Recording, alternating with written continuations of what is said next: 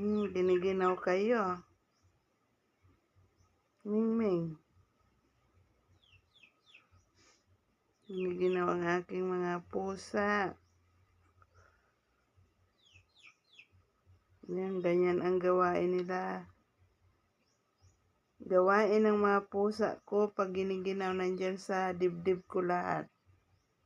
Yan, dalawa lang silang nandito.